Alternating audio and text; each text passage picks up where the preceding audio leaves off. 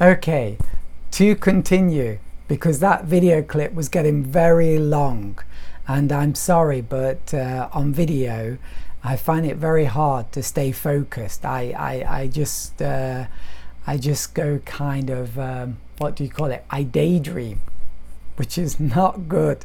Okay, but the next thing is I'm going to show you some Japanese haystacks.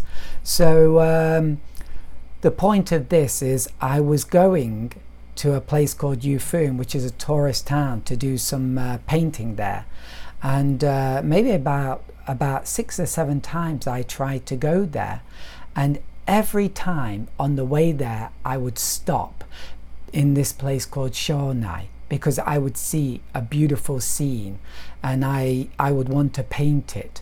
So I think that's an important tip. If you're going somewhere to do a painting but you see an interesting scene on the way there, I do recommend you stop and paint it. You know, it's really good to be opportunist. If you see something good, then stop and paint it. And so these Japanese haystacks, that's one of those scenes that I saw, and I didn't intend to paint them, but they look so beautiful that I just got out and painted them. And now half of that field is covered with solar panels. Yeah, it looks terrible. They've covered so many green areas with solar panels here.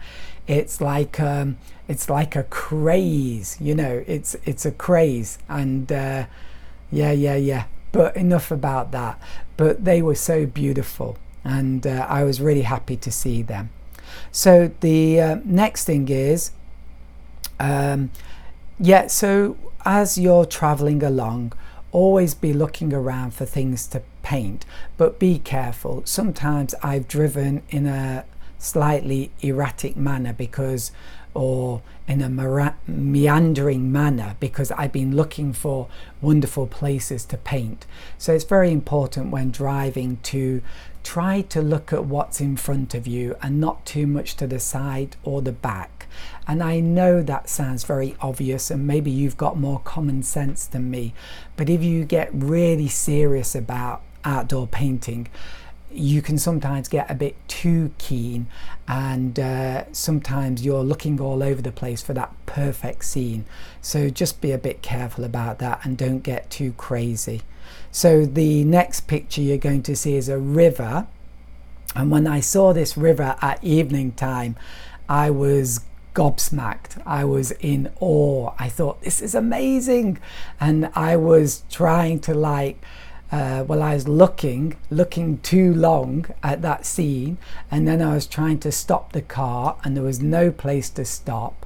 And what you've got to do is calm down, relax, and if there's no place to stop, then when you safely can do it, turn around, come back, and then stop in a convenient place. And that's what I did. And then I took a photograph, and after many attempts in the studio, I eventually managed to do a fairly good painting. And that was such a beautiful scene. Yeah, beautiful scene.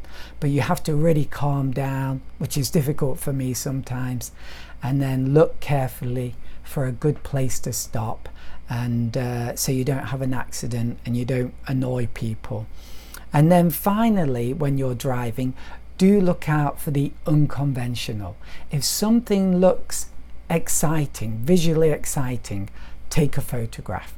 So the next painting I'm going to show you is a tunnel. But for some reason, tunnels look beautiful. We have lots of tunnels in Japan. In fact, in my prefecture, Oita, I think this prefecture has more tunnels than any other prefecture. And I never thought painting tunnels would be something I would do, but I just noticed when it rains, these tunnels become beautiful, absolutely beautiful. And one time when I was in a place called Kunisaki, I was going through the tunnel and it had been raining, and they were doing some work on the tunnels because there had been an earthquake, and they were hitting the tunnel roof to check that it wasn't going to fall down. Yeah, they literally do that. They just get a hammer and hit it.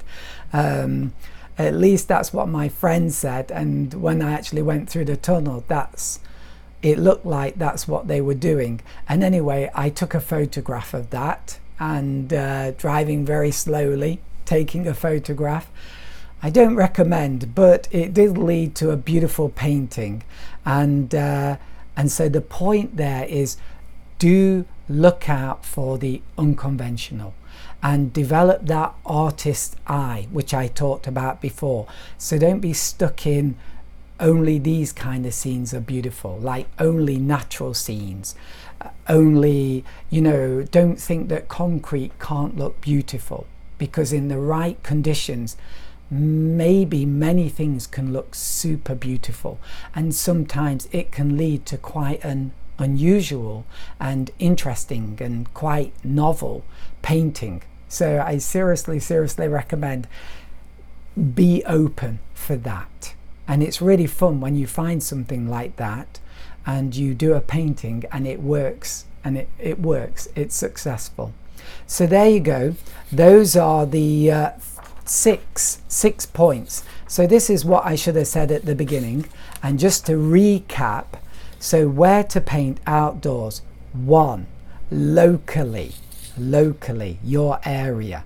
Number 2, the city, walking around the city or cycling. Number 3, getting on your bicycle and cycling around, getting to rivers or seaside places if you can. Number 4, family trips. Take advantage of those family trips. Number 5, my weak point, doing internet searches and asking people. So, and then number 6, driving around. So sometimes you might plan where you're going to, which is great, and sometimes you're just driving off into the blue yonder and being opportunist. And you always want to be looking out for anything that's visually interesting. So there you go, the 6 places where you can find something interesting to paint outdoors. I hope this was useful, and that's all for today. Thank you. Bye for now.